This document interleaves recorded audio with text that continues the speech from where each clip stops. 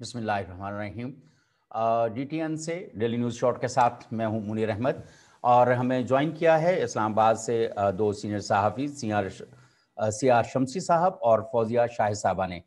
और नाज़रीन, आप जानते हैं कि आज यौम इकबाल भी है और दूसरी तरफ हम गिलगित बल्तिस्तान में तल्खी की कुछ फ़िज़ा जो है वो भी होते हुए देख रहे हैं। और यही सूरत हाल कुछ अमेरिका में है जहाँ पे इंतखाबात हो गए हैं और अब हारने वाले सदर ट्रंप जो हैं वो अपनी हार को मानने पर तैयार नहीं हैं। ये कोई सूरत हाल है जिसके ऊपर आज हम बात करेंगे और फिर देखेंगे कि इसका जो अमेरिकी इंतखाबात हैं उसका रीजन के ऊपर क्या असर पड़ेगा और जो गिलगित बल्तिस्तान में जो सूरत हाल होती जा रही है उसका मजमूई तौर पर गिलगित बल्तिस्तान रीजन और आज़ाद कश्मीर या ओवरऑल कश्मीर कॉज पे क्या सूरत हाल होगी और कोई फ़र्क पड़ेगा और किस तरह का फ़र्क पड़ेगा। फौजी शाह साहब, मैं आपकी तरफ आता हूँ। सबसे पहले आप ज़रा अपना माइक अनम्यूट करें और ताकि हम इसके ऊपर कोई गुफ्तगू करें। हमें अनवर इकबाल साहब ने भी वाशिंगटन से ज्वाइन कर लिया है।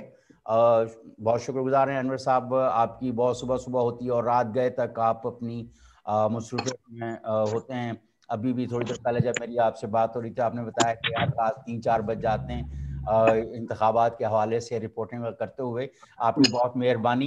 आप हमें दिखा दिखा के नाश्ता ना करें क्योंकि हमारा खाने का वक्त हो रहा है और ये फिर हमारा भी दिल ललचाना शुरू कर देता है।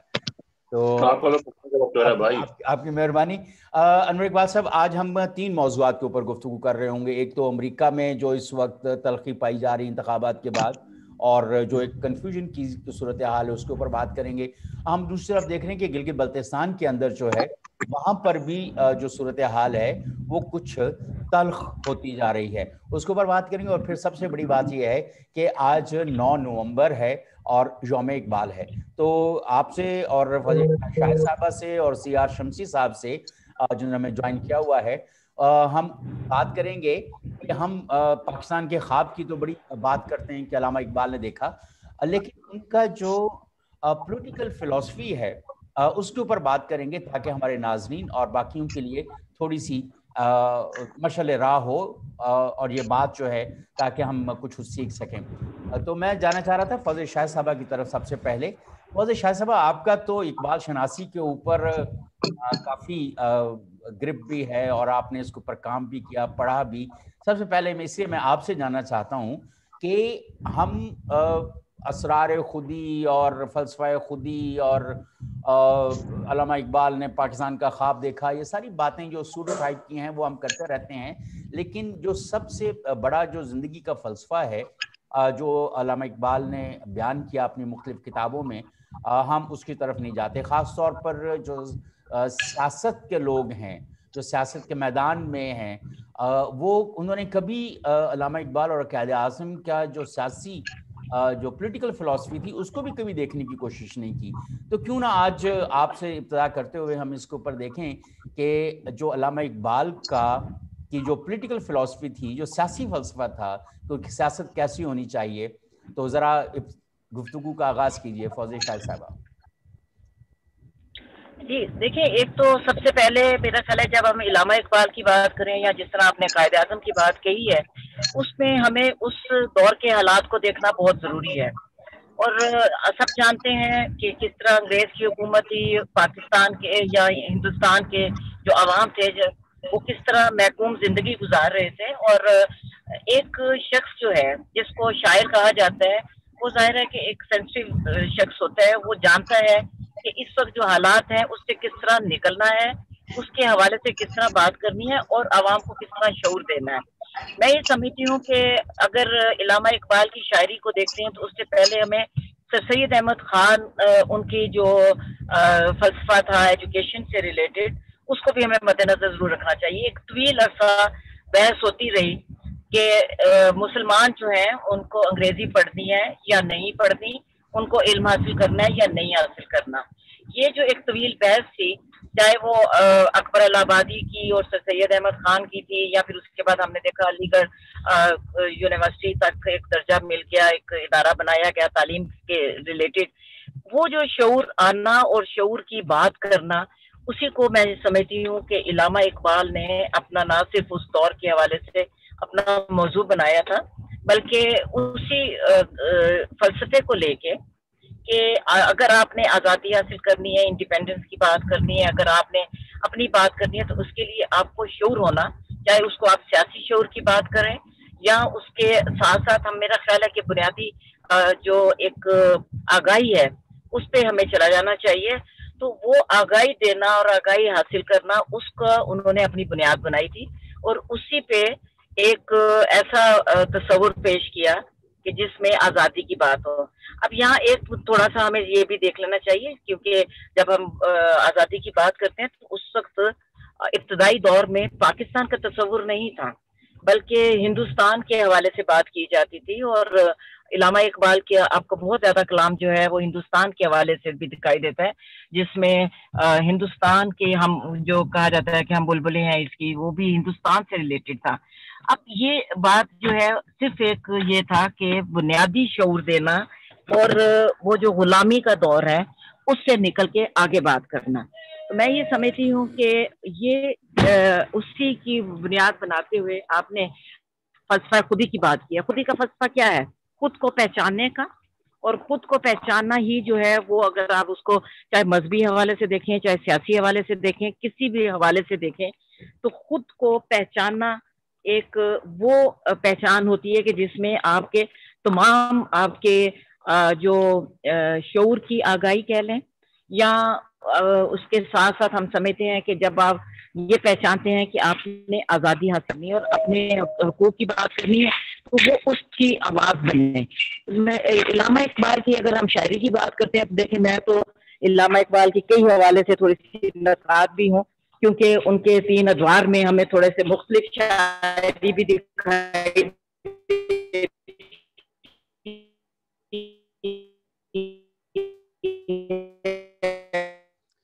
شاہ صاحب آپ کی آواز ہم تک نہیں پہنچ رہی. ہم جب تک اور ابتدائی شاعری اگر آپ دیکھیں تو وہ بالکل، پھر آخر کے جو شاعری ان کی ہے اس میں پختگی. جی جی فضل شاہ صاحبہ. سیاہ شمسی صاحب، سیاہ شمسی صاحب، آپ کی آواز کا پرابلم ہو رہا ہے فضل شاہ صاحبہ. سیاہ شمسی صاحب اپنا مائک ذرا ان میوٹ کریں.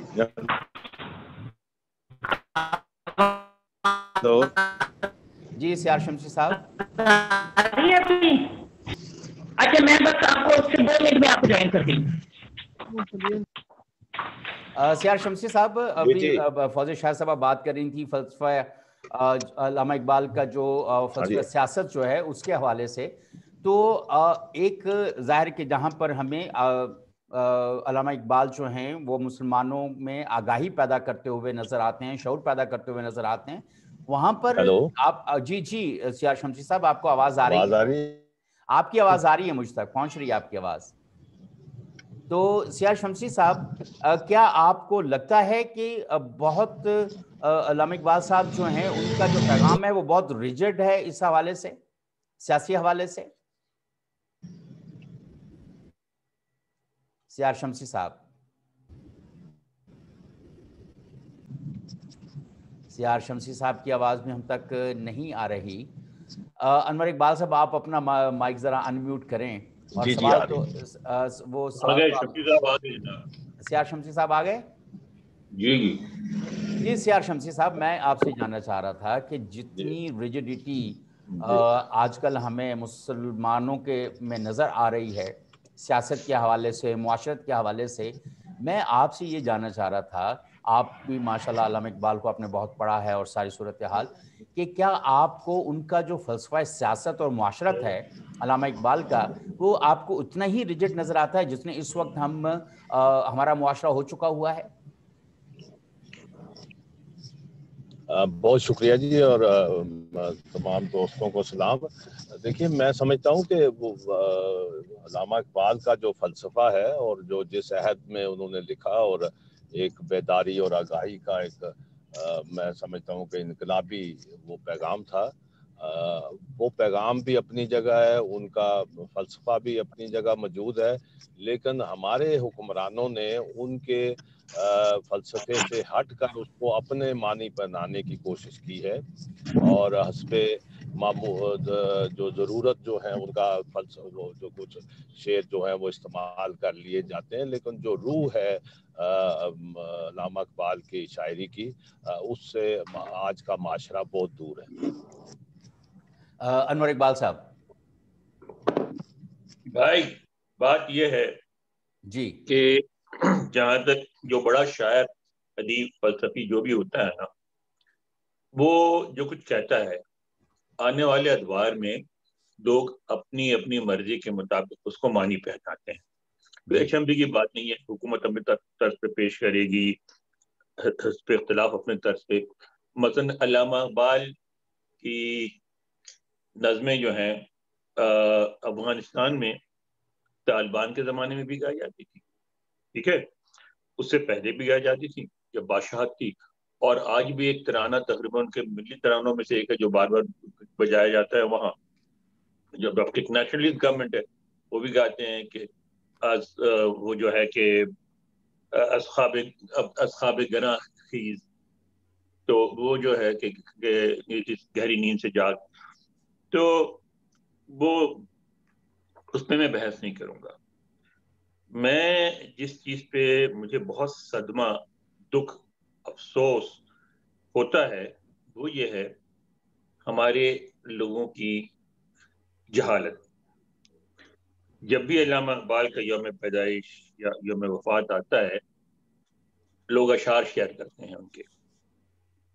آج ایک بہت مشہور اینکر ہیں، نام ان کا نہیں لوں گا، انہوں نے ایک شعر کیا علامہ اقبال کا، لکھا ہوا ان کے، میں وال سے فیس بک پہ پڑھ رہا ہوں، شاعر مشرق سر علامہ محمد اقبال کا یوم پیدائش مبارک ہو، اپنے کردار پہ ڈال کے پردہ اقبال، ہر شخص کہہ رہا ہے زمانہ خراب ہے۔ پہلی تو بات یہ کہ علامہ اقبال اگر کردار پہ پردہ ڈالے تو کاف یہ کہ لکھتے، کاف نہیں لکھتے۔ خیر، اب اگر علامہ اقبال کو یہ شعر سنایا جاتا تو مجھے یقین ہے کہ وہ اپنے سارے اشعار جلا دیتے، وہ اپنی کتاب میں رکھ کے وہ جلا دیتے کہیں بھی، بادشاہ مسجد کے بعد جس طرح مولوی نے جلایا تھا، وہ کہتے کہ اگر ایسے ہی اشعار میں نے کہنے ہیں اس سے بہتر ہے میں نہ کہوں، ٹھیک ہے۔ اور یہ میں اکثر دیکھتا ہوں، یعنی فیصل آباد میں کسی یونیورسٹی کی جگہ لی گئی اور اس کو علامہ اقبال کے نام سے کوئی یونیورسٹی کو کوئی مناسبت کی کیا تھا، تو وہاں انہوں نے 2-3 اشعار بورڈ پہ کندہ کروائے تھے، وہ بھی ان کے علامہ اقبال سے ان اشعار کا کوئی تعلق نہیں تھا، ٹھیک ہے۔ اب علامہ اقبال جو ہیں انہوں نے بہت زیادہ اشعار کہے ہیں اردو اور فارسی میں، یعنی فارسی میں اتنے اشعار کہے کہ آپ دیکھیں آپ کے یہاں فارسی میں اشعار کہنے والے بڑے بڑے شعراء گزرے، لیکن علامہ اقبال کے نام پہ تہران میں باضابطہ ایک اسٹریٹ ہے، ٹھیک ہے نا، جو دوسرے شعراء کو کم ہی، یعنی وہ ایرانی اپنی زبان میں شعر کہنے والے شعراء کو لطف نہیں کراتے باہر والے جہن کو، لیکن اقبال لاہوری یہاں مقبول ہیں۔ تو اتنے سارے اشعار کی موجودگی میں آپ کو اشعار گڑھنے کی کیا ضرورت ہے، اور ایسا شعر کہ ڈال کے اپنے کردار پہ ڈال کے پردہ اقبال، یار خدا کے لیے یہ کیا جہالت ہے ہماری۔ اب آپ کو میں ان کے اشعار سناتا ہوں یار، اگر ان کا یوم پیدائش ہے تو ان کے اتنے خوبصورت اشعار ہیں، سنیں، دیکھیں ان کا ایک شعر سناتا ہوں آپ کو، سنیں۔ خزفی بود کیا ساحل دریا چیدیں، خزفی بود کیا ساحل دریا چیدیں، دانہ گوہر یکتا نہ تو داری و نہ من، کہ اس کا مطلب یہ ہے کہ میں آپ کو سناتا ہوں مطلب بھی اس کا، آپ دیکھیں کہ علامہ اقبال نے کیا کہا ہے۔ انہوں نے کہا یہ ہے جناب کہ ریزہ خاک تھا جو ساحل دریا پہ ملا، ریزہ خاک تھا جو ساحل دریا پہ ملا، مل سکا نہ مجھے گوہر یکتا نہ تجھے، سمجھ رہے ہیں؟ یعنی وہ کہہ رہے ہیں کہ یہ جو مجھے ملا یہ مٹی کا ٹکڑا تھا جو ساحل سمندر پہ مجھے ملا، اور اے خدا تو بھی ڈھونڈ رہا ہے گوہر یکتا، ایک ایسا انسان یہاں اس دنیا میں جو آ کے سب کچھ تبدیل کر دے، جو حالات اس وقت جو حالات تھے یعنی امت مسلمہ کے، اس کو خاص طور پہ ان کا کنسرن زیادہ تر مسلمانوں کے بارے میں شعر لکھتے تھے کہ ایسا گوہر جو آ کے ان کو ٹھیک کر دے، اور میں بھی ڈھونڈ رہا ہوں. تو یہ گوہر یکتا جو ہے، میں نے تو اس کو بہت ہی اس کے معنی کو میں نے بہت ہی محدود کر دیا. معنی بہت صرف مسلمانوں کے بارے میں نہیں کہہ رہا ہے کہ یونیورسل پیغام ہے سب کے بارے میں. اچھا، ان کا جو انور اقبال صاحب، وہ تو ظاہر ہے کہ جب ہم علامہ اقبال کی شاعری کے اوپر بات کرنا شروع کریں وہ تو بہت، اور ہماری جہالت اور جو ہم علامہ اقبال صاحب کو نہیں پڑھتے وہ ایک الگ بات ہے. وہ تو صرف ایران نے یا تو اس کو لگتا ہے کہ علامہ اقبال یا تو ایران کے لیے تھے یا جرمنی کے لیے تھے یا ترکی کے لیے تھے، باقی ہمارے لیے تو وہ نہیں تھے لگتا ہے. لیکن سر آج ہم چونکہ ہمارا شو کی جو نوعیت ہے، جو ہماری گفتگو ہوتی ہے وہ زیادہ سیاسی ہوتی ہے، تو آج جو میں نے اس کے اوپر بات کر رہے تھے کہ جو فلسفہ سیاست ہے علامہ اقبال کا، اس کے بارے میں کہ کیا ہم اس کو فالو کر رہے ہیں. ایک تو اس کے خد و خال کیا ہیں، فلسفہ سیاست جو ہے علامہ اقبال کا، اور ظاہر ہے کہ معاشرت کا، یہ ساری، تو اس کے اوپر اگر تھوڑی سی آپ ذرا ہمیں. بھائی جان وہی تو میں آپ کو بتاتا ہوں، شعر دیکھیں، اشعار دیکھیں جو ہمارے یہاں پیش کیا جاتا ہے جس طرح، ان دونوں میں فرق دیکھیں. اب ان کا ایک شعر ہے، مزی اندر جہانے اور ذوقے کی یزداں دارد و شیطان دارد، کہ نہ جا اس ذوق سے آری جہاں میں، یہاں یزداں تو ہے شیطان نہیں ہے. اب وہ فلسفہ کیا کہہ رہے ہیں؟ وہ فلسفہ یہ دے رہے ہیں کہ یہ دنیا جو ہے نیگیٹو اور پازیٹیو فورسز دونوں سے بنی ہے. تو اگر ایک فورس کم ہو جائے گی، نیگیٹو بھی کم ہو جائے گی، تو بھی دنیا نہیں چلے گی، پازیٹیو بھی نہیں چلے گی. تو کہتے ہیں کہ ایسی دنیا میں نہ جا جہاں یزداں تو ہے شیطان نہیں ہے، کیونکہ جتنا یزداں ضروری ہے دنیا کے لیے اتنا شیطان بھی ہے. ٹھیک ہے. اسی طرح جو میں نے دوسرا آپ کو کہا تھا ساحل والی بات کی تھی، اسی طرح ایک اور ان کا شعر ہے بڑا زبردست ہے. وہ کہتے ہیں کہ گمام ابر کے بپایان رسید کار مغان، یہ نہ سوچ پھر ساقی کا کام جو ہے مکمل ہو گیا، ہزار باد ہے نا خدا رگے طاقت، ابھی تو انگور کی رگوں میں بہت شراب باقی ہے. سمجھ رہے ہیں آپ؟ تو وہ جو ہے وہ سب سے پہلی بات ہے کہ وہ شاعر فلسفی اس لیے کہا جاتا ہے کہ صوفی شعراء کی طرح جتنے بھی ہمارے صوفی شاعر گزرے ہیں انہوں نے فلسفیانہ معاملات کو اپنے اشعار میں اٹھایا ہے، لیکن ایک شاعر کی حیثیت سے وہ مربوط فلسفی تھیوری خیالات نہیں پیش کے، فلسفے پہ کتابیں نہیں تھیں، کیونکہ ان کی فیلڈ نہیں تھی، وہ شاعر تھے. تو شاعر یہ کرتا ہے کہ وہ معاملات جس پہ کنسرن کرتے ہیں، جس سے اس کو تکلیف ہوتی ہے، جس سے اس کو خوشی ہوتی ہے، جس سے اس کا تعلق قلبی ذہنی لگاؤ ہوتا ہے، اس پہ شاعری کرتا ہے. تو علامہ اقبال کا دور کیا تھا؟ جس طرح فوزیہ کہہ رہی تھی کہ وہ تھا دور انگریز کی غلامی کا، اور اس میں مسلمان ہندو سارے مل کے جدوجہد کر رہے تھے انگریز کے نکل جانے کا. اور اس میں یہ تھا کہ لگ یہ رہا تھا اس وقت. اب تو ہم جسے کہتے ہیں امریکہ میں کہتے ہیں کہ ہنڈ سائڈ از آلویز 2020، آپ بعد میں دیکھتے ہیں نا مڑ کے تو آپ کو فل ویژن نظر آتا ہے، لیکن جس وقت ہونے والی ہوتی بات اس وقت آپ کو اتنا کلیئر ویژن نہیں ہوتا، ہو جانے والی بات کا ویژن زیادہ کلیئر ہوتا ہے. تو اب تو ہم بڑے بڑے فلسفے کرتے ہیں، ایسا ہوتا تو ویسا ہو جاتا، یہ ہو گیا تو وہ غلط ہو گیا، پاکستان کیسے بن گیا، علامہ اقبال نے غلط کہہ دیا، قائد اعظم نے غلط کر دیا. اور میرے بھائی، پاکستان اس لیے صرف نہیں بنا کہ علامہ اقبال چاہتے تھے یا چاہتے تھے یا نہیں چاہتے. پاکستان اس لیے نہیں بنا کہ سازش ہو گئی، پاکستان اس لیے نہیں بنا کہ پاکستان کے لیے انگریز نے کچھ کیا یا نہیں کیا. بات یہ ہے کہ جو سماجی، سیاسی، معاشی، معاشرتی حالات تھے اس وقت کے، اس میں پاکستان ہی بننا تھا اور کوئی صورت نہیں ہونی تھی. اگر نہ بنتا تو اس سے بہت زیادہ خون خراب ہوتا. اگر آپ جو ہمارے یہاں کچھ لوگ یونائٹڈ پنجاب کی بات کرتے ہیں تو وہ یہ بھول جاتے ہیں میرے بھائی کہ سکھ جو ہیں وہ اپنے ملک میں ایک اکثریت کے طور پہ رہ رہے ہیں. یونائٹڈ پنجاب میں ان کی آبادی کل آبادی کا 14% ہوگی. ایک ایسی کمیونٹی جو 70 سال سے ایک آزاد اکثریت کے طور پہ رہ رہی ہے تو کبھی بھی ایک اقلیت کے طور پہ رہنا پسند نہیں کرے گی. اور آپ کہیں گے نہیں اور جب ایک پنجاب ہوگا تو مذہب کا مسئلہ نہیں, مذہب کا مسئلہ ہوگا. بنگلہ دیش علیحدہ ہو گیا لیکن بنگلہ دیش کا ابھی بھی تشخص اسلامی ہے, وہ ختم نہیں ہوگا اور پھر لڑائیاں ہوں گی. تو پاکستان اسی طرح بننا تھا جس طرح بنا. اب اس میں علامہ اقبال کر کیا رہے تھے؟ علامہ اقبال کر یہ رہے تھے کہ اس وقت کے سارے جو لوگ تھے ان کو نظر یہ آ رہا تھا کہ انگریز چھوڑ کے چلا جائے گا اور ہمیں ایک ایسی اکثریت کے سپرد کر جائے گا. آپ بھول جاتے ہیں کہ سب سے پہلے جو ہندو شدت پسندی کی جو کتاب لکھی گئی لالا لاجپت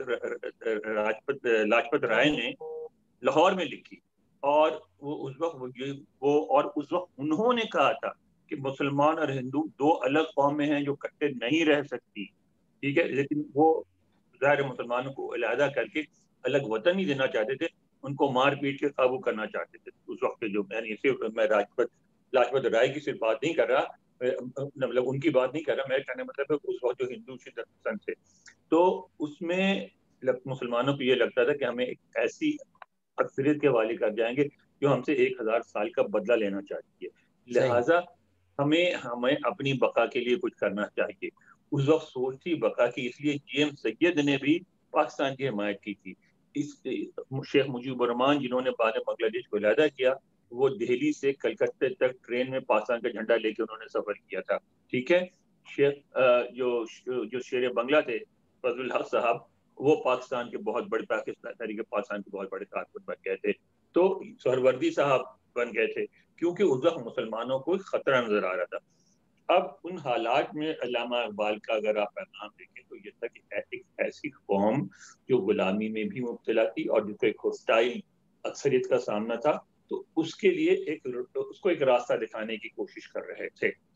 اب اس میں کیا 100% ان کی ہر بات کہی ہوئی صحیح ہوگی؟ نہیں, کسی کی بھی 100% کہی ہوئی بات صحیح نہیں ہوتی, ان سے غلطیاں بھی ہوئی ہوں گی, سب کچھ ہوا ہوگا, مگر ان کا پیغام کیا تھا, کیوں تھا, ان کو حالات وقت یعنی سیاق و سباق سے الگ کر کے نہیں دیکھ سکتے, ان کو اسی وقت انہی حالات کی طرح دیکھنا چاہیے. بالکل ٹھیک. اچھا, اب ہم واپس امریکہ کی طرف آتے ہیں. سب سے پہلے انور اقبال صاحب آپ ہی سے گفتگو کا آغاز کریں گے. اللہ اللہ کر کے انتخابات ہو گئے اور بہت ٹینشن رہی لوگوں کو, بڑی ایک ایسی فضا موجود تھی امریکہ کے اندر کہ لوگ راتوں کو جاگ رہے تھے کہ کیا صورت ہے. اور پھر آخری جو 5-6 کاؤنٹیز تھیں, وہ آپ کی جو ریاستیں تھیں, اس میں تو گنتی بس ہوتی ہی جا رہی تھی اور ہوتی ہی جا رہی تھی. بڑا اعصاب شکن قسم کے کاؤنٹنگ تھی اور ساری صورتحال چل رہی تھی. لیکن اب پریزیڈنٹ الیکٹ جو بائیڈن جو ہیں, وہ ایک اپنی جو ان کا اپنا نیریٹو ہے, جو اپنا بیانیہ ہے, وہ انہوں نے لے کر وہ آ گئے ہیں. اور دوسری طرف اپنے سر ٹرمپ جو ہیں, ان کی بھی صورتحال آپ نے دیکھی ہے کہ وہ ابھی تک ماننے کو تیار نہیں ہیں.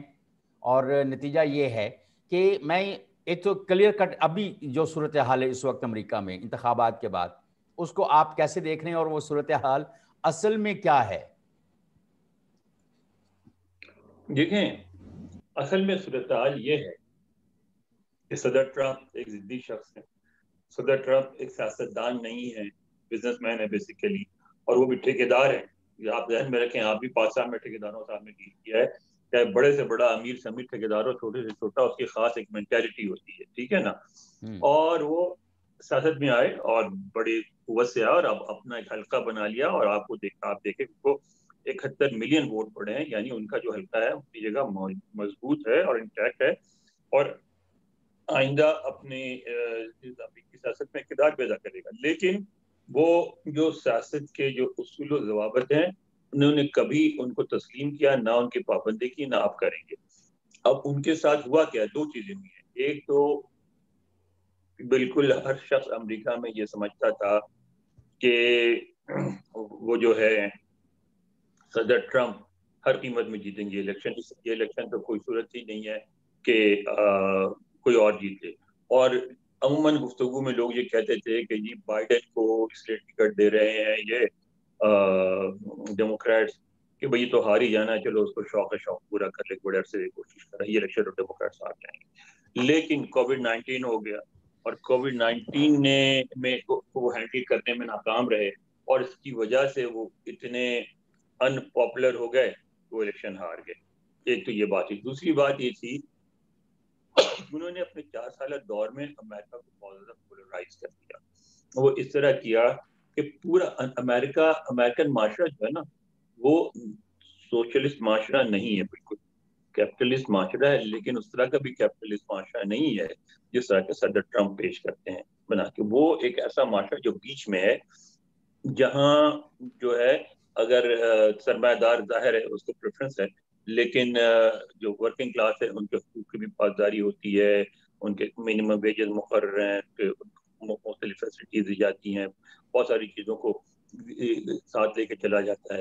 اچھا, پھر امریکی معاشرہ ایک امیگرینٹس کا معاشرہ ہے, جہاں چاہیں یا نہ چاہیں جو امیگرینٹس, خاص طور پہ باقی ملکوں سے تو امیگرینٹس کم ہے, اکثریت بہت بڑی اکثریت جو ہے وہ لیٹن امریکن کنٹریز سے آتی ہے, اور ان کے بارے میں یہی کہا جاتا ہے کہ امریکہ کے معمار وہ لوگ ہیں, انہوں نے امریکہ کو امریکہ بنایا ہے, ٹھیک ہے. تو ان کا ایک رول ہے امریکی معاشرے میں, بالکل ہے. اور بہت سارے صوبے ایسے ہیں امریکہ کے, ٹیکسس ہے, کیلیفورنیا ہے, ایریزونا ہے, نیو میکسیکو ہے, یہ سارے علاقے جو ہیں جو آدھے سادہ میں نے پورا مغربی کوسٹ جو ہے وہ میکسیکو سے لیا ہے آپ نے, وہاں پہلے یہی لوگ آباد تھے, ٹھیک ہے. تو اب آپ ان کو مائنس نہیں کر سکتے امریکی معاشرے سے, ٹھیک ہے نا. تو صدر ٹرمپ نے یہ کیا کہ کوشش کی کہ ملک کی جو فام اکثریت کے علاوہ ہر کسی کو معاشرے میں اور کسی کا کوئی مقام نہ رہے, افریقن امریکن کو رہیں ضرور مگر بالکل مائنس ہو کے اور اندر سب ڈیوڈ ہو کے اور دب کے رہیں.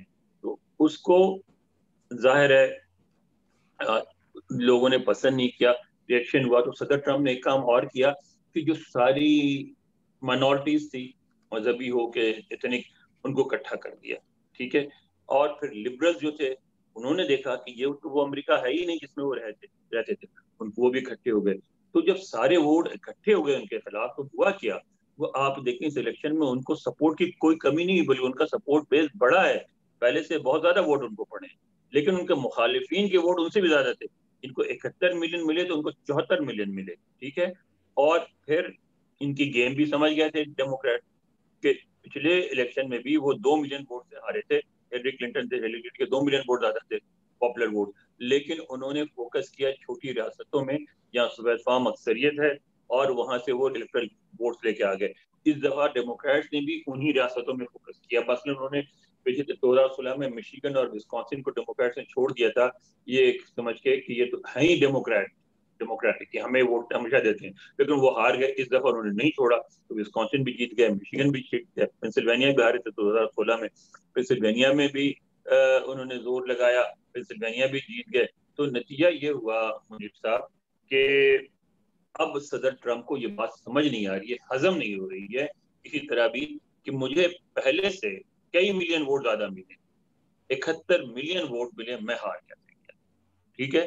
اور دوسری بات یہ کہ ظاہر ہے ان کی انا بہت بڑی ہے کہ میرے جیسا آدمی کیسے ہار گیا, تو وہ اس کو قبول نہیں کر رہے ہیں. لیکن میرا اپنا خیال ہے کہ آپ دیکھیں آلریڈی ان کے فیملی میں جو ان کے داماد ہیں جیریڈ کشنر, یہاں تک کہ کہا جاتا ہے ان کی بیگم بھی اس جو ہے وہ مل کے ان کو پرسویٹ کرنے کی کوشش کر رہے ہیں کہ اب وہ نتائج کو مان لیں. سابق صدر جو بش جو ریپبلکن, بہت اہم ریپبلکن فیملی سے تعلق رکھتے ہیں, ان کے والد بھی صدر تھے, خود بھی صدر, ان کے بھائی گورنر رہے ہیں, صدارتی امیدوار رہے ہیں, تو انہوں نے تسلیم کر لیا رزلٹ کو اور ان سے کہا کہ آپ کر لیں. مٹ رومنی جو سابق صدارتی امیدوار ریپبلکن اور ابھی بھی سینیٹر ہیں, انہوں نے ایکسیپٹ کر لیا ہے اور ان سے کہا کہ ایکسیپٹ کریں. تو میرا خیال ہے کہ آنے والے دنوں میں پریشر بڑھے گا اور وہ شاید مان جائے, اور اگر نہیں مانا تو میرا ہوگا کیا کہ کورٹ زیادہ سے زیادہ ریکاؤنٹنگ آرڈر کر دے گی. ریکاؤنٹنگ میں تھوڑے سے ووٹ ادھر ادھر ہو جائیں گے, عمومی نتائج پہ فرق نہیں پڑے گا. اور جو طریقہ ہے نا, یہ جو امریکہ میں ایک چیز ہوتی ہے جو ہمارے یہاں لوگ نہیں سمجھتے, یہ جو انتخابات کے نتائج کا اعلان ہو رہا ہے نا, یہ کوئی آفیشیل اعلان نہیں ہے, یہ صرف میڈیا والے کرتے ہیں. 3 میڈیا گروپس ہیں, ایک فاکس وال اسٹریٹ جرنل کا گروپ ہے, ایک Washington post, new York Times اور سی این این کا گروپ ہے, اور ایک اور گروپ ہے. 3 گروپ مل کے کرتے ہیں. اور اس کے بعد آفیشیل نتائج جو ہوتے ہیں وہ دسمبر میں آتے ہیں. تو اس دسمبر میں آئیں گے آفیشیل نتائج. جب آفیشیل نتائج آ جائیں گے سرٹیفائڈ نتائج تو اس کو سب مان لیں گے, اور اس کے بعد میرا خیال ہے کہ معمول کے مطابق 20 جنوری کو انوگریشن ہوگا, اور صدر ٹرمپ اس میں اگر شریک کرے تو اچھی بات ہے. شریک ہو سکتا ہے اس دفعہ یہ ہو کہ امریکہ کی تاریخ میں پہلی دفعہ, کیونکہ یہاں بڑی اچھی سی خوبصورت تقریب ہوتی ہے جس میں دکھایا جاتا ہے جمہوریت کیا چیز ہے, کہ اس میں باضابطہ آنے والے صدر کا جانے والا صدر وائٹ ہاؤس کی چھٹیوں پہ استقبال کرتا ہے. اس وقت تک وائٹ ہاؤس اس کا ہوتا ہے, وہ اندر لے جاتا ہے, اس کو کافی پلاتا ہے, کافی پلا کے دونوں تحفوں کا تبادلہ کرتے ہیں. اس کے بعد وہ نکل کے باہر رہتا ہے. جب وہ نکل کے گاڑی میں بیٹھتا ہے تو اس کو آنے والا صدر خدا حافظ کہتا ہے. جب وہ وائٹ ہاؤس سے نکل جاتا ہے تو پھر وائٹ ہاؤس آنے والے صدر کو جاتا ہے. تو لگتا ہے کہ اس دفعہ اس طرح کی تقاریب نہیں ہوگی, کہ صدر ٹرمپ اتنے نائس آدمی نہیں ہے. ہو سکتا ہے وہ آخر تک یہ کہتے ہیں کہ مہمانی ہو گئی اور کریں, لیکن جانا ان کو پڑے گا. اچھا, وہ عدالت میں تو چلے گئے ہیں نا صدر ٹرمپ جو ہیں؟ عدالت میں گئے ہیں, اور 2 عدالتوں نے ان کا مسترد بھی کر دیا ہے, مشیگن میں اور وہاں پینسلوینیا میں. تو عدالت میں چلے جائیں گے تو کیا ہوگا؟ کچھ نہیں ہوگا. صحیح, کیونکہ ڈائریکٹ سپریم کورٹ پہ نہیں جا سکتے, یہ جائیں گے اسٹیٹ کورٹس میں. کیونکہ یہاں ایک بڑی خوبصورتی ہے کہ جو الیکشن سارا کا سارا اسٹیٹ کا مسئلہ ہے, اور لوکل جو افیشل ہوتے ہیں وہ کرتے ہیں, اس میں فیڈرل گورنمنٹ کا کوئی اختیار نہیں. وہاں جائیں گے, وہاں فیصلہ ہوگا, اس کے بعد اس فیصلے کے خلاف جا سکتے ہیں. اب لوکل ذرا سیار شمسی صاحب کی طرف جائیں, چلتے ہیں کیونکہ وہ کافی دیر سے خاموش بیٹھے ہوئے. سیار شمسی صاحب, سیار شمسی صاحب دیکھیں, ہم یہ سمجھتے ہیں کہ شاید ہمارے ملکوں میں ایسے ہوتا ہے, لیکن امریکہ میں بھی کچھ ہمارے جیسی روایات پڑھنے والی ہیں اور پڑھ چکی ہیں بلکہ. تو ٹرمپ صاحب کچھ عدالتوں میں گئے تھے, اور 1-2 عدالتوں نے, جیسے انور اقبال صاحب نے کہا کہ انہوں نے وہ کر دیا, اور وہ اس وقت انور اقبال صاحب کے بقول کے کافی ضدی شخص ہیں, اور وہ جس طرح سے وہ سیاست میں آئے اور جس طرح سے وہ کھیل رہے ہیں, تو آپ کا کیا خیال ہے کہ کیونکہ دنیا میں ہمیشہ امریکی سیاست کو اور ان کا جو طرز انتخابات ہے اس کو جمہوریت کے حوالے سے بڑے ایک مائل سٹون کے طور پر دیکھا جاتا تھا, مثال کے طور پہ دیکھا جاتا تھا, تو آپ اس مثال کو موجودہ جو الیکشن ہے امریکی کیسے دیکھتے ہیں سیار شمسی صاحب؟ دیکھیے, پہلے تو میں خاموش اس لیے تھا کہ اتنی خوبصورت گفتگو کر رہے تھے انور اقبال صاحب, تو وہاں خاموشی سے ہی وہ سارا محسوس کی جا سکتی ہے. دوسری بات جو آپ کا سوال ہے, میں سمجھتا ہوں کہ ہر ملک میں ہر جگہ حالات کے مطابق تبدیلیاں آتی ہیں, رویے تبدیل ہوتے ہیں, مزاج بدلتے ہیں. اور امریکہ کے جو الیکشن ہے, میں نے آپ کے پہلے ایک پروگرام میں کہا تھا کہ اس الیکشن میں امریکہ کے عوام نے زبردست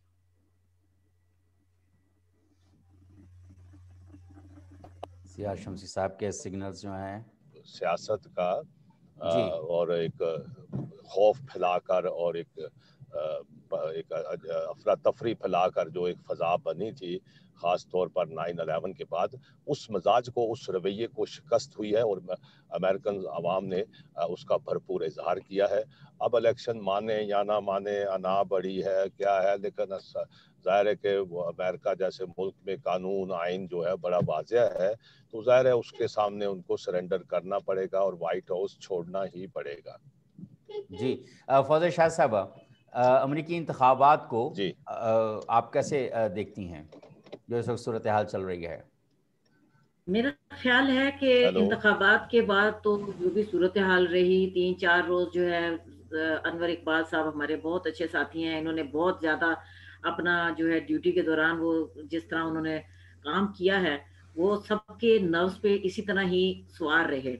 وہ تو فزیکلی بھی شامل رہے, لیکن ہم بھی خاصے ٹینس رہے کہ کیا صورتحال ڈیولپ ہو رہی ہے. اب اس کو ہمیں تھوڑا سا ایک سائڈ پہ رکھتے ہوئے اگلی جو چیز میں دیکھ رہی تھی, جو آج بائیڈن کا خطاب تھا, مجھے اس میں 2-3 چیزیں بہت اہم دکھائی تھی. مثلا سب سے اہم بات جو ہے, میں وہ ایک مرتبہ پھر وہ امریکہ کی جو بنیادی طور پہ پہچان ہے, جس کو امریکہ کے بارے میں یہ کہا جاتا ہے کہ دنیا کا ہر ستایا ہوا شخص جو ہے وہاں جاتا ہے اور ایک खुशगवार जिंदगी या एक उसको आज़ादाना जिंदगी जो है वो उसको इख्तियार करते हैं। तो आज उनकी स्पीच में एक पहली दफा तो नहीं मैं कहूँगी, 12 एक काफी अरसे के बाद हम ये देख रहे हैं, कम से कम 12 साल बाद हम ये देख रहे हैं कि वहाँ उन्होंने वही चीज उसको एड्रेस किया है। और हर कौम और हर इलाके के, हर मजहब के शख्स को, गोरे काले जो भी आप उनको कह लें, वहाँ बहुत मैं अक्सर कहती हूँ कि वहाँ अगर अमेरिका किसी एयरपोर्ट पे बैठ जाए तो कोई शख्स दूसरे से मिलता दिखाई नहीं देता। इतनी बड़ी तादाद में दुनिया भर के लोग वहाँ हैं कि वो सब इन अलग अलग हैं लेकिन एक ही लड़ी में परोए हुए हैं। और उसको जाहिर है वो बड़े खुश इखलाकी से उनको अमेरिकन कहते हैं।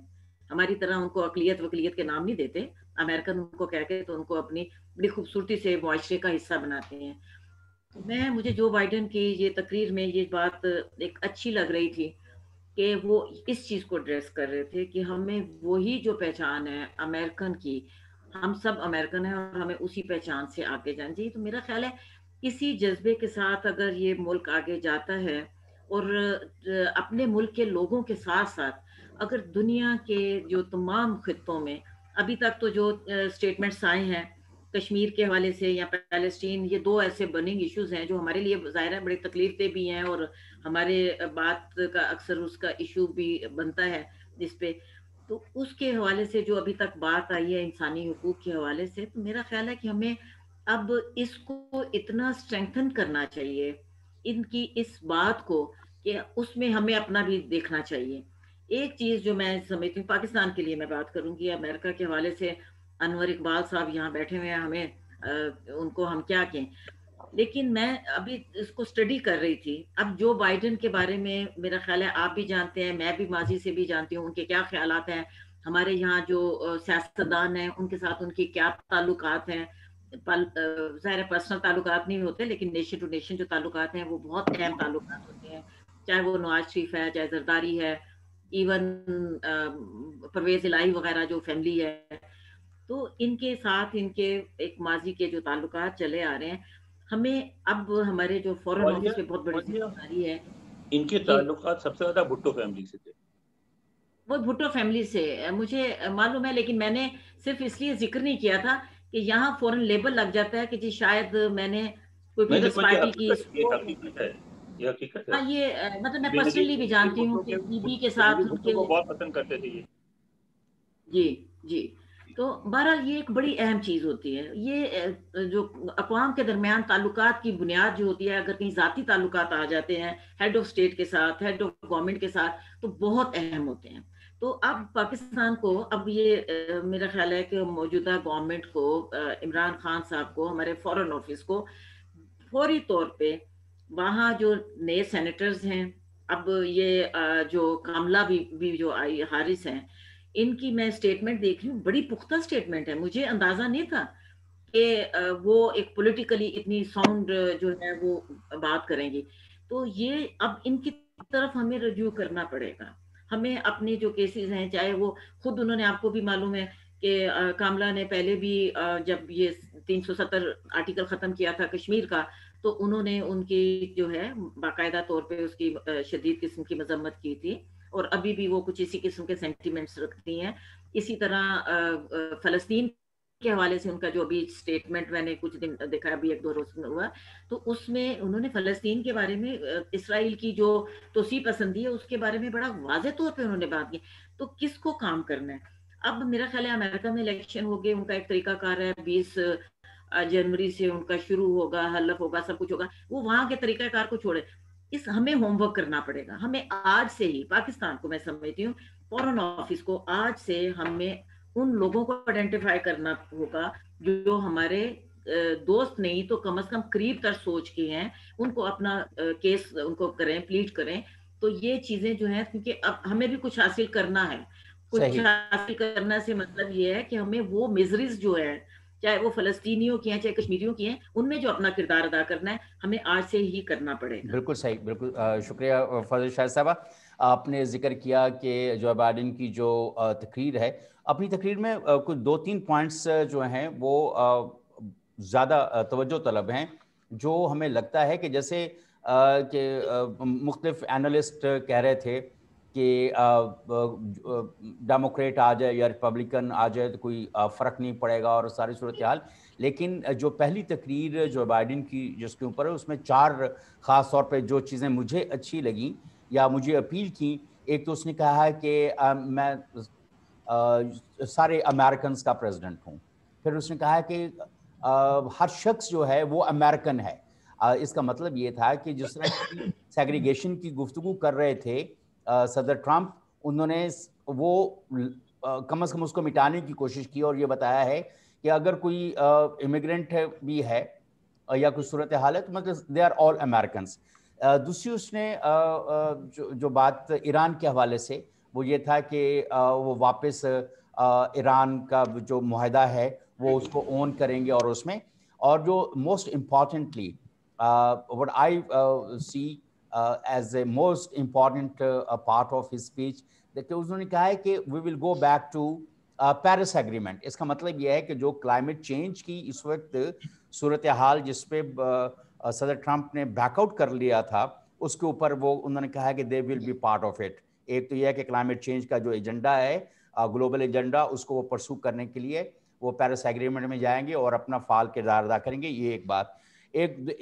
ایک اور بات جو انسانی حقوق کے حوالے سے, جیسے ابھی آپ فوزی شاہ صاحب بات کر رہی تھی اور اپنے پروگراموں پہ ہمارے اسی پروگرام کے اندر جو ہے انور اقبال صاحب نے بھی کئی دفعہ کہا ہے کہ جو ہیومن رائٹس کی بات ہے وہ تھوڑی زیادہ آ جائے گی, تو وہ اس پہ بھی انہوں نے ہیومن رائٹس کے اوپر بھی بات کی. اور آج ہی میں CNN کے اوپر دیکھ رہا تھا جو ڈپٹی پرائم منسٹر تھیں اسرائیل کی سابقہ, تو انہوں نے اس کے اوپر اپنی وہ کہا تھا کہ انہوں نے کہا کہ ڈیموکریٹس کے آنے سے ممکن ہے کہ ان کی جو اسرائیل کو ریسٹرکٹ ہونا پڑے کچھ ایکٹیویٹیز کے حوالے سے. یہ انہوں نے اپنا خدشہ ظاہر کیا فرید زکریہ کے شو کے اندر جس میں وہ بات کر رہی تھیں.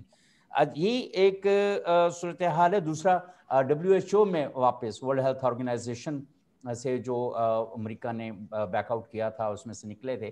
تو انور اقبال صاحب یہ کچھ 4-5 چیزیں تو ہمیں اگر امریکہ آپ نے کس کا نام لیا, کس فرید زکریا کے شو میں کون آئی تھی؟ مجھے نام یاد نہیں آ رہا. ڈپٹی پرائم منسٹر اسرائیل کی تھیں سابقہ, وہ یہاں تک ان کے بال براؤن سے ہیں, تو اس نے کہا کہ ڈیموکریٹس کے آنے سے ہمیں شاید اسرائیل کو اس نے کہا کہ کوئی شاید ایکٹیویٹیز کو یا اس کو اسٹیٹ کو ریسٹرکٹ کیا جائے. اس کے اوپر اس نے اپنے خدشات کا اظہار کیا تھا.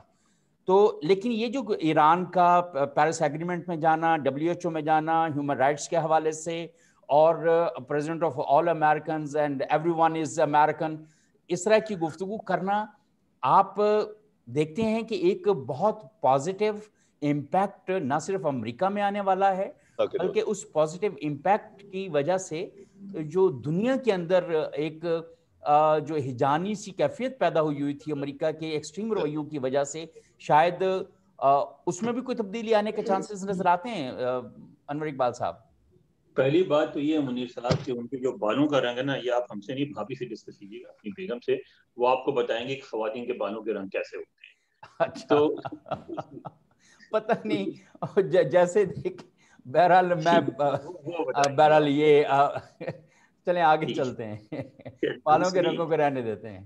ہاں, بات یہ ہے کہ یہ بات آپ کی درست ہے کہ اعتدال آئے گا, ہجان کم ہوگا, کیونکہ ان کی پالیسیز ہجان انگیز نہیں ہوگی. لیکن کوئی بہت بڑی تبدیلی نہیں آئے گی, اس لیے کہ آپ نے یہاں دیکھا کہ امریکہ میں جو ہے نا ادارے پالیسی سازی کرتے ہیں, اور صدر کوشش کرتا ہے کہ اداروں سے الگ ہٹ کے بھی کچھ کرے. تھوڑا بہت ہی کر پاتے ہیں, بہت زیادہ, یعنی ٹرمپ سے زیادہ اتھرا, پنجابی میں کہتے ہیں نا, اتھرا صدر کو نہیں آئے گا. اور انہوں نے بہت, یعنی میں نے ایک دفعہ اسٹیٹ ڈپارٹمنٹ کے کمیشن نے مجھ سے کہا کہ ہمارا جو سب سے بڑا خوف ہوتا ہے وہ یہ ہوتا ہے کہ پتہ نہیں آج کیا ٹویٹ آ جائے گی اور پھر ہمیں اس کو جسٹیفائی کرنے میں ہفتوں لگیں گے. لیکن اس کے باوجود آپ نے دیکھا کہ بہت زیادہ الگ ہو کے کوشش کے باوجود نہیں چل سکے, اس لیے کہ یہاں ایک پڑھا لکھا معاشرہ جہاں یہ سمجھا جاتا ہے کہ اگر ڈیفنس کے حساب سے کسی نے اگر پالیسی چینجنگ کرنی ہے, پالیسی میکنگ کرنی ہے, تو وہ ڈپارٹمنٹ ڈیفینس کو کرنی چاہیے. اگر انٹیریئر کوئی پالیسی بنانی ہے department of home and security کو بنانا چاہیے, فورن پالیسی اسٹیٹ ڈپارٹمنٹ کو بنانا چاہیے, اور اس میں باضابطہ یہ ہوتا ہے کہ میسیجز دیتے ہیں اور وہ بحث ہوتی ہے, اور میں باضابطہ وہ صدر کی رائے سے اختلاف بھی کرتے ہیں ادارے, اور کبھی کبھی جب حالات بہت زیادہ اختلاف ہو جائے تو لوگ استعفیٰ کر کے چلے جاتے ہیں. دیکھا ٹرمپ کے دوران کئی لوگ استعفیٰ کر کے گئے لیکن بات نہیں مانتے, اور استعفیٰ کا بظاہر تو یہ ہوتا ہے کہ ان کو استعفیٰ کر کے جانا پڑتا ہے, لیکن جن ایشوز کو استعفیٰ دے کے جاتے ہیں وہ ایشوز بعد میں صدر ٹرمپ کو ماننے پڑے. انہوں نے ان کو نوکری سے نکال دیا لیکن انہوں نے جو اعتراض کیا تھا اس کو مسترد نہیں کر سکے. تو اس لیے ہوگا یہ کہ اسرائیل کے ساتھ جو کوشش ہے امریکہ کی کہ امداد سازہ عرب ممالک اسرائیل کو تسلیم کریں, وہ کوشش جاری رہے گی.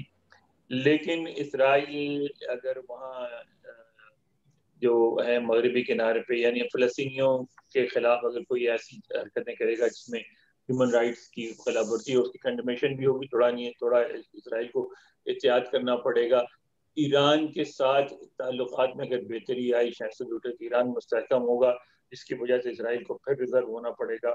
پھر لیکن اسرائیل بہرحال ہر قیمت میں امریکہ کا فیوریٹ ملک رہے گا, اس میں کوئی تبدیلی نہیں آئے گی. مشرقی وسطیٰ میں سب سے ٹرسٹڈ الائی اسرائیل ہی رہے گا. اسی طرح جنوبی ایشیا میں سب سے ٹرسٹ الائی امریکہ کا انڈیا ہی رہے گا.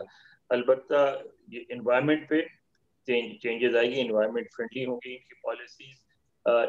پاکستان کے ساتھ بھی جو ہے نا تعلقات تقریباً ویسے ہی رہیں گے جیسے ہیں.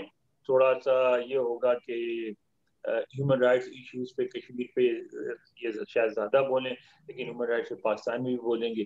تو میں اوور آل سمجھتا ہوں کہ ہمارے خطے کے حوالے سے کوئی بڑی تبدیلی نہیں آئے گی, لیکن اس طرح کے ایشوز پہ ایران ڈیل پہ اور ماحولیات کے مسئلے پہ اس میں میرا خیال ہے بڑی تبدیلی آنے کی توقع ہے. مطلب یہ اگر آپ کی گفتگو سے بھی اگر ہم نتیجہ اخذ کریں کہ امریکہ پیرس ایگریمنٹ میں واپس جا سکتا ہے, جیسے کہ انہوں نے کہا ہے کہ دے ول سپورٹ, اور WHO میں واپس جا سکتا ہے, کیونکہ امریکہ کی بڑی فنڈنگ کی ضرورت ہے, کیونکہ امریکہ نے جتنا کلائمیٹ چینج کے حوالے سے اس کو خراب کرنے کے حوالے سے جتنا رول پلے کیا وہ اس کو اتنی اپنی فنڈنگ اور اس کو دنیا کو سپورٹ تو امریکہ کی چاہیے نا. جا سکتا ہے, پھر ایک مؤثر کردار ادا کر سکتا ہے. امریکہ ایران نیوکلیئر ڈیل کو بھی ریوائیو کرنے کی کوشش کر سکتا ہے. اور امریکہ اور میرا خیال ہے کہ ویسے جو صدر ٹرمپ کی ایک پالیسی تھی نا کہ امریکہ بہت زیادہ انہوں نے کوئی ملٹری ایڈونچر نہیں کیا اور وہ کوئی بہت زیادہ ایکٹیو کردار بھی انٹرنیشنل افیئر میں نہیں کرنا چاہتے تھے. میرا خیال ہے اس پالیسی کو یہ بھی جاری رکھیں گے, اس لیے کہ معاشی مشکلات کا ان کو بھی سامنا ہے. لیکن وہ ایوری ون از امیرکن, اس کا مطلب یہ ہے کہ جو درمیان میں امیگرنٹس کے حوالے سے جو پالیسی بنی تھی, نئے لوگ نہیں آ رہے تھے, جن کے کیسز اپروو ہو گئے تھے, وہ بھی کئی سالوں سے پڑے تھے. انٹرنلی بہت بڑی تبدیلی محسوس ہوگی, فیل ہوگی, آئے گی. ہیلتھ کیئر کے حساب سے, امیگریشن کے حساب سے, ملک میں ایکسیپٹنس کے حساب سے آپ کو بھائی چارہ بڑھے گا اور امریکہ انکلوسیو بنے گا. یہ تو ہوگا انٹرنلی بہت بڑی تبدیلی آنے کی. سیار شمسی صاحب, یعنی رویے میں تبدیلی آئے. یہ جو چند ایک پوائنٹس کے اوپر جو فضل شاہد صاحب نے بھی بات کی اور میں نے بھی کہا, اور انور اقبال صاحب کہہ رہے ہیں کہ اس حوالے سے کچھ تبدیلی وہ آئے گی, اور لیکن اسرائیل کے حوالے سے کوئی بہت زیادہ تبدیلی اور نہیں, وہ فیوریٹ رہے گا اور انڈیا بھی فیوریٹ رہے گا. تو مسائل تو پھر ریجن کے لیے وہیں رہیں گے. ہاں دیکھیے جی, بات یہ ہے کہ صدر بدلنے سے تو تبدیلی. ہیلو جی میں سن رہا ہوں. جی آپ کی آواز آ رہی ہے؟ ہیلو سیار شمسی صاحب, آپ کی آواز آ رہی ہے. ہیلو, آپ کی آواز آ رہی ہے, آپ بولتے جائیے. جی میں یہ عرض کر رہا ہوں. جی میں یہ عرض کر رہا ہوں کہ وہاں صدر تبدیل ہونے سے ظاہر ہے کہ پاکستان یا جنوبی ایشیا یا فلسطین یا کشمیر کے معاملات ایک دم تو تبدیل نہیں ہو جائیں گے, اور یہاں بھی کوئی ایک ایسی پازیٹیو تبدیلی آ جائے گی فوراً, ایسا نہیں ہوتا. ہمیں موقع ملتا ہے کہ آپ ان تبدیلیوں کی طرف, اس جو اپرچونٹی ملی ہے امریکہ میں تبدیلی سے, کہ ایک جو دور تھا جو بہت ہی اگریسو دور تھا، جس طرح ابھی انور اقبال صاحب نے بھی بات کیا کہ وہ اداروں سے بڑھ کر جب بات کی جاتی ہے اور انا پرستی آتی ہے تو اس سے پھر فضا ایک بہت گمبھیر ہو جاتی ہے۔ اس سے امریکہ کے عوام نکلے ہیں اور انہوں نے بڑا ایک زبردست شعور کا مظاہرہ کیا ہے۔ ہمیں پاکستان سے ابھی تعلقات کی بات ہو رہی تھی، 2008 میں ان کو جو بائیڈن صاحب کو ہم ستارہ امتیاز سے نواز چکے ہیں ایوان صدر میں، جو لوگر بل تھا اس حوالے سے، اور یہ جو ساری ایک بڑا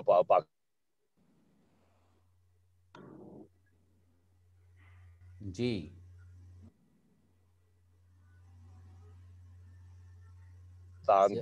کی امداد کے حوالے سے اور سوشل سیکٹر خارجہ کو بالکل درست بات کی ہے کہ اس کو جاگنا چاہیے اور اس مواقع سے فائدہ اٹھانا چاہیے، اور جو نئے لوگ آئے ہیں ان سے زیادہ جو ہے ڈپلومیٹک ریلیشن جو ہیں وہ بڑھانے چاہیے، تاکہ یہ جو تبدیلی آئی ہے، جب تبدیلی زیادہ پرانی ہو جائے تو پھر آپ کے ہاتھ سے وقت نکل جاتا ہے۔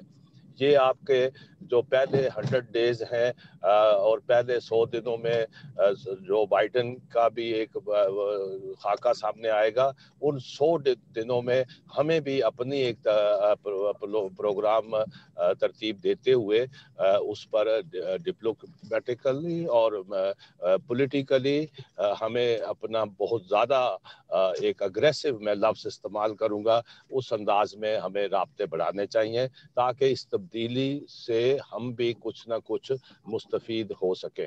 جی انور اقبال صاحب آپ کی طرف واپس آتا ہوں میں۔ جی مجھے ایک بات بتائیے کہ کیا انور اقبال صاحب آپ سمجھتے ہیں کہ U S A I D کی امداد اور پروجیکٹ جو پاکستان میں پچھلے کئی سالوں سے نہیں آ رہے، کم از کم کوئی 4 سال سے نہیں آ رہے ہیں، تو یہ کیا U S A I D کا وہ جو فلو آف پروجیکٹس ہے یا فنڈس ڈیولپمنٹ کے سوشل سیکٹر، وہ کچھ فلو بہتر ہوگا؟ کیا آپ سمجھتے ہیں؟ بالکل ہوگا اس میں، یعنی فوجی امداد وغیرہ کے طور پر کیا ہونا، پاکستان کوشش بھی نہیں کر رہا ہے، کیونکہ پاکستان نے ایک پالیسی ڈیسیشن لے لیا ہے کہ ہم سمجھتے ہیں کہ ہمارا بقا جو ہے، یہ جو ڈیولپمنٹ ہے ہماری چین کے حوالے سے ہمارے ریجن میں تو کنٹین چائنا پالیسی ہے امریکہ میں اور انڈیا کا جو کردار ہے، کیونکہ پاکستان سمجھتا ہے کہ اس کا بقا چین کے ساتھ چلنے میں ہے، تو اب پاکستان کوشش بھی نہیں کر رہا کوئی فوجی سمجھوتے کی مگر یہ جو اس طرح کی آئی ڈی والی امداد ہے وہ بحالوں میں جو پروجیکٹس ان پہ کام رک گیا تھا ان پہ کام شروع ہونے کا امکان ہے، جو پائپ لائن میں امداد کی ان کے ریلیز ہونے کا امکان ہے، اس طرح کی چیزیں ہوں گی۔ فوزیہ شاہد صاحب آپ دیکھتی ہیں کہ ان دی گیون سرکمسٹانسز جو U S A I D کی سوشل سیکٹر ڈیولپمنٹ کی امداد تھی جو پچھلے کئی سالوں سے رکی ہوئی تھی، وہ کچھ اس کی صورتحال بہتر ہوگی لگتا ہے آپ کو؟ منیر میں پھر تھوڑی سی ایک اور طرف جو ہے نا توجہ بھی دلاؤں گی۔ پاکستان امریکہ ریلیشنز جو ہیں، ظاہر ہے 70-72 سال سے جو تعلقات جو چل رہے ہیں، لیکن اس میں ایک بہت بڑا جو ہمارا اس میں میں تو اس کو اریٹنٹ کہتی ہوں، باقی تو جو بھی اس کو نام دیں، افغانستان سے جو ابھی سب سے اہم جو ہے بات چیت، کیا وہ طالبان کے ساتھ امریکہ کے جو بات چیت چل رہی تھی اس کا آگے کیا ثمر نکلتا ہے، آگے کیا چلتی ہے؟ ابھی تک تو یہ لگ رہا ہے کہ وہ ٹھیک ہے، مذاکرات اسی طرح رہیں گے، اس میں انہوں نے کہا کہ اس کا اثر پاکستان پہ ضرور پڑے گا۔ جی انہوں نے کہا ہے کہ انور اقبال صاحب کچھ کہہ رہے ہیں، اس کا انہوں نے کہا ہے کہ جو طالبان کے ساتھ سمجھوتا ہوا ہے اس کی وہ پاسداری کریں گے۔ جی پاسداری کی بات آئی ہے، میں وہ اسی طرف آ رہی ہوں کہ وہ اس کی پاسداری کی انہوں نے بات کی ہے۔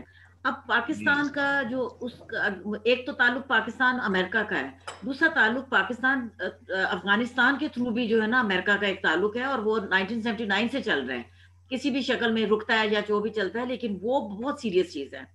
پاکستان نے اس دوران آپ کو بھی معلوم ہے کہ اس میں بہت کچھ گوا دی ہے، پاکستان نے اپنی پہچان ختم کر دی ہے۔ پاکستان اگر انور اقبال صاحب اگر 2000 میں امریکہ گئے تھے تو 2000 سے پہلے کا جو پاکستان اور اب جو پاکستان ہے بالکل فرق پاکستان ہے، پاکستان اپنی جو اصلیت پہ نہیں ہے۔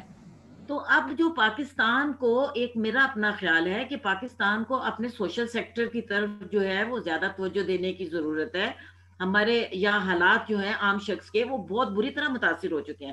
تو پاکستان کو اپنا جو بنیادی جو چیز ہے میرا خیال ہے کہ عوامی مسائل کے ساتھ آپ ابھی بات کر رہے ہیں وہ ہماری تو ایک طویل عرصے سے امریکہ کے ساتھ اس میں رکاوٹ اسی لیے آ گئی کہ آپ کا سارا ڈیفینس کے حوالے سے افغانستان کے حوالے سے تو آپ بات کرتے رہے ہیں اور پاکستان اپنی ایشورنسز بھی دلاتا رہا ہے, مشرف کے دور سے دلا رہا ہے.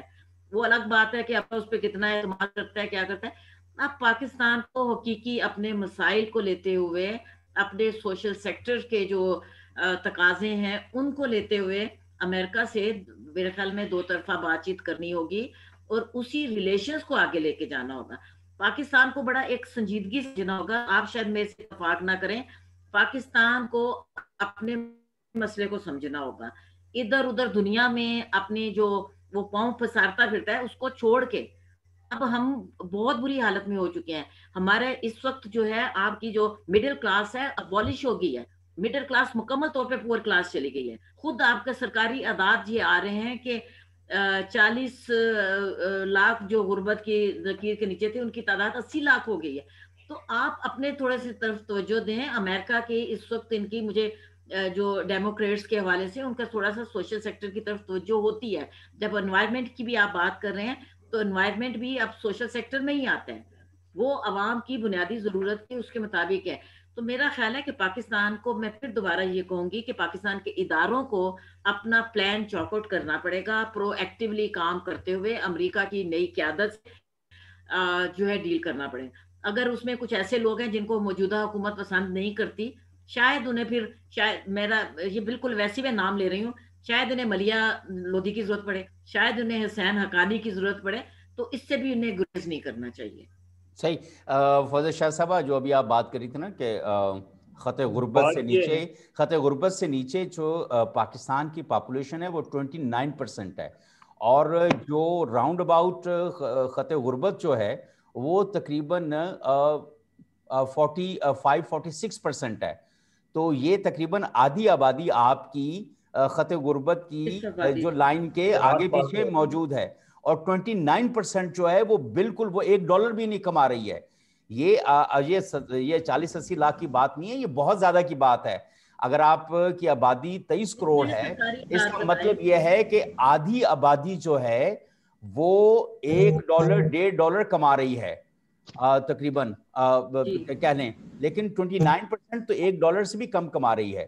تو یہ کوئی سٹیٹسٹکس ایسے ہیں جو بہت پریشان کن ہیں.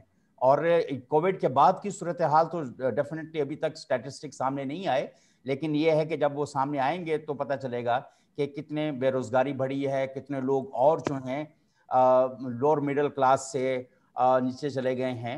یہ تو اب بعد کی صورتحال ہے. ایک مجھے اور طرف جانا ہے, سیار شمسی صاحب, آپ نے امریکہ کے حوالے سے کوئی بات تو نہیں کرنی سوشل سیکٹر سپورٹ کے حوالے سے؟ سیار شمسی صاحب بات کرنے کے موڈ میں نہیں ہے. نہیں, ان کے سگنلز کچھ بار بار ڈراپ ہو رہے ہیں. اچھا فوزیہ شاہ صاحب, فوزیہ کی بات پہ کہ بات یہ ہے کہ پاکستان ہمیشہ عارضی منصوبہ بندی کرتا ہے. وقت جیسے جیسے کچھ چیز ڈیولپ ہوتی ہے اس پہ ہم منصوبہ بنا لیتے ہیں اور پھر آگے چل پڑتے ہیں. اب وقت آ گیا ہے کہ ہم ایک ذرا جو ہے نا لانگ ٹرم پلاننگ کریں اور اپنے بارے میں سوچیں, اس کے بغیر کچھ بھی نہیں ہوگا. اچھا, دوسری بات جو سوشل سیکٹر کی بات آتی ہے, میں آپ کو فرینکلی بتاؤں کہ یہ جو آپ 2-4 ہزار روپے ہر مہینے کسی غریب آدمی کو دیتے ہیں اور اس کی وہ 4 دن روٹی بھی نہیں بن پاتی. میں نے کئی دفعہ اس کے اوپر عرض کیا ہے کہ اگر 2 مہینوں کا یا 3 مہینوں میں جو آپ نے ان کو پیسے دینے, اگر اکٹھے پیسے دے کے ان کو ایک چھوٹی سی دکان کھول دیں, کوئی ریڈی لگا دیں, کسی بزنس میں ان کو ڈال دیں تاکہ ان کا پیسہ ریوائیو ہوتا رہے. 4 مہینوں کے بعد بھی تو آپ نے پیسے دینے ہیں, 6 مہینوں کے بعد 6 مہینے کے بھی پیسے دینے, 6 مہینے کے اکٹھے پیسے دے دیں, کوئی دکان کھول دیں, باقی جو 6 مہینے کے پیسے ہوں وہ ریوالونگ فنڈ کے طور پہ دے دیں. تو جب آپ نے سال میں پیسے دینے ہی دینے ہیں تو آپ قسطوں میں نکال کر وہ بیچارے ادھر آپ 4-6 ہزار 10 ہزار روپے کسی کو دیتے ہیں, ادھر کھا کے فارغ کر دیتا ہے. تو اگر آپ 6 مہینوں کے دیں گے تو 60-70-80 ہزار روپے آ جائے گا, کسی کی ریڈی لگ جائے گی, کسی کی چھوٹی سی دکان بن جائے گی, وہ اپنے پاؤں پہ کھڑا ہو جائے گا. مجھے تو کبھی کبھی یہ لگتا ہے کہ ہم قرضہ اٹھا کر جان بوجھ کر اپنی قوم کو قرضوں کے اندر دبانے کی کوشش کر رہے ہیں اور کوئی لانگ ٹرم، جیسے انور اقبال صاحب آپ نے کہا، ہم اس کے اوپر توجہ نہیں دے رہے ہیں. دوسری طرف ہم چلے جائیں لانگ ٹرم، کیا ہم تو شارٹ ٹرم گلگت بلتستان کی طرف اگر ہم جائیں تو وہاں پر بھی کچھ صورتحال ہمیں بہت زیادہ اچھی نظر نہیں آ رہی ہے. ایک تو انٹرپرائز کے حوالے سے، اور یہ جو دال روٹی کی باتیں جو ہم کر رہے ہیں اس کے حوالے سے، یہ تو ایک اور صورتحال ہے کہ وہاں پر آمدنی کے ذرائع بہت محدود ہیں. ایک تو اس حوالے سے بھی ہم کچھ نہیں کر رہے، لیکن سیاسی حوالے سے ابھی جو ایک صورتحال بن رہی ہے، جو بدمزگی پیدا ہو رہی ہے وہاں پر. فضل شاہ صاحبہ، میں آپ سے جاننا چاہوں گا، آپ ظاہر ہے کہ سیاسی حالات سے زیادہ باخبر ہیں، کہ کیا بنے گا جو اس وقت بالکل تناؤ کی کیفیت ہو رہی ہے گلگت بلتستان کے اندر، اور ہم ان کی وہاں پہ چونکہ ذرائع آمدنی کم ہیں تو ہم کس طرح سے اس کو بھی ایکسپلائٹ کرنے کی کوشش کر رہے ہیں؟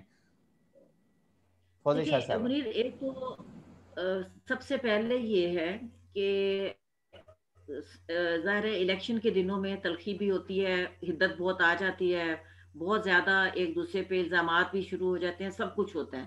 تو جو انتخابی جلسے ہوتے ہیں اس کو میں یوزلی اتنا زیادہ ڈسکس نہیں کرتی، لیکن بہرحال یہ ایک بہت اہم چیز ہے. میں ذاتی طور پہ سمجھتی ہوں کہ اس وقت بلاول بھٹو زرداری نے ایک بہت منظم، اور جو بھی ان کے پیچھے جس نے بھی یہ چاک آؤٹ کیا ہے، میں اس کو سمجھتی ہوں کہ انتہائی زیرک شخص ہے.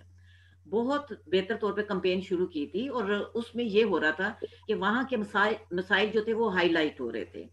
اب اس وقت یہ ہو گیا ہے کہ ایک دوسرے پہ کیچڑ اچھالا جا رہا ہے، جو وہاں کے مسائل ہیں اس پہ توجہ کم ہو گئی ہے. یہ 2-3 روز سے خاص طور پہ ہم نے یہ دیکھا. ایک تو یہ ہے کہ وہاں ایک وزیر صاحب کی طرف سے جنہوں نے اب ان پہ بڑی بھاری ذمہ داری آ گئی ہے. جو پہلے ہم امریکہ کا ذکر کر رہے تھے کہ امریکہ کی نئی حکومت کے بعد ہمارے یہاں جو کشمیر کمیٹی کے وزیر ہیں، جو کشمیر امور کے وزیر ہیں، وہ وہاں آج کل کمپین کر رہے ہیں. ان پہ بہت ذمہ داری آ گئی ہے کہ وہ کشمیر کا مسئلہ اپنا کس طرح لے کے جاتے ہیں، لیکن وہ زیادہ توجہ ایک بہت بازاری زبان استعمال کرنے پہ دے رہے ہیں، جس کا میں سمجھتی ہوں کہ بہت نیگیٹو اثر ہو سکتا ہے. کہ خواتین کے بارے میں انہوں نے بہت ہی زیادہ، جس کا مجھے بہت دکھ ہوا کہ وہ زبان استعمال کی.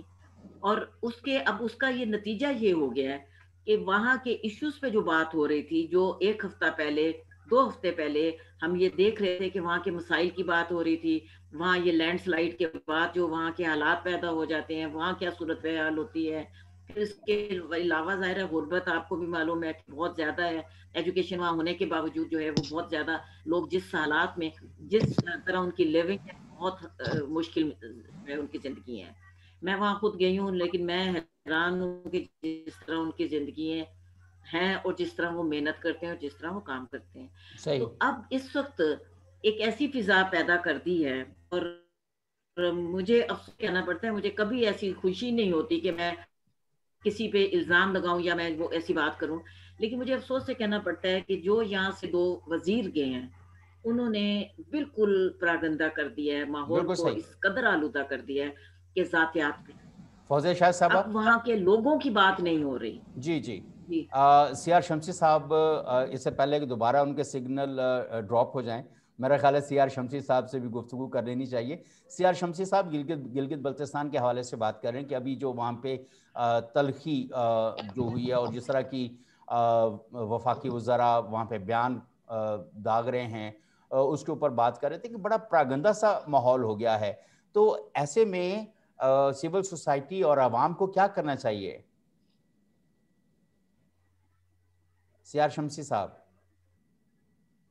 بھائی وہ نہیں بولیں گے، آج ناراض ہیں آپ سے.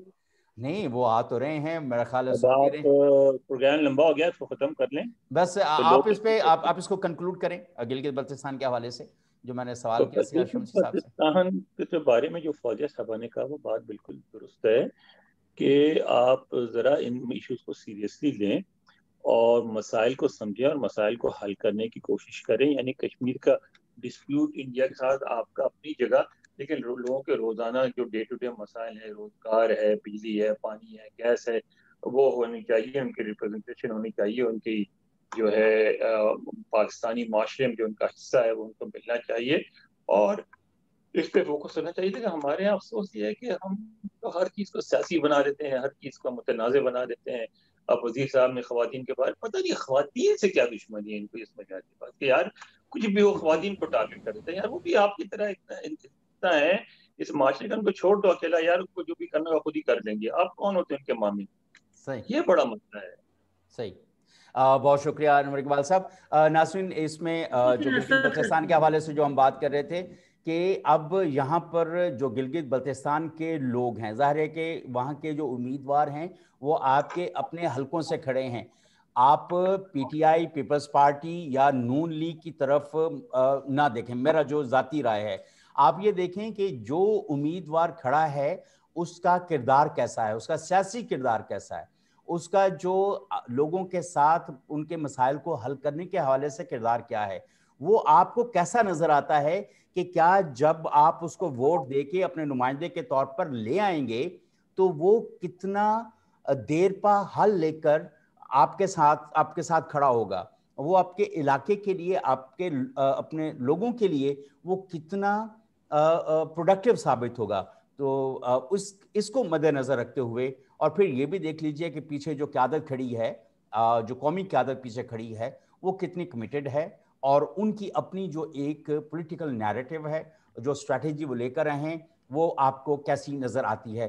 تو ان دونوں کو ملانے کے بعد جو کچھ آپ کو سمجھ میں آئے تو اس کے مطابق ووٹ کریں، اور اس بنیاد کے اوپر ووٹ نہ کریں کہ میری برادری اس طرف کو ووٹ کر رہی ہے اور میرا خاندان اس طرف کو ووٹ کر رہا ہے تو لہٰذا مجھے بھی اس طرف کو ووٹ کرنا چاہیے.